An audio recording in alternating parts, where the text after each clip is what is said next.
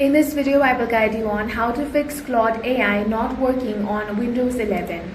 If you are facing this problem, then the first thing you want to do is check your internet connection. You can head over to any internet speed testing website such as fast.com and check.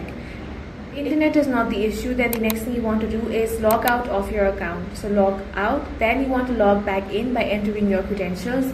Now refresh the page and check. If your problem is still not fixed, you want to clear the browse cache. For that, click on the three dots. Here, find the option of delete browsing data. Now select all time. Make sure to select browsing history, cookies and other site data and cached images and files. Then click on delete data option. Now head back and check if that fixes your issue. If it does not, then you want to restart the browser. You also want to disable any browser extensions.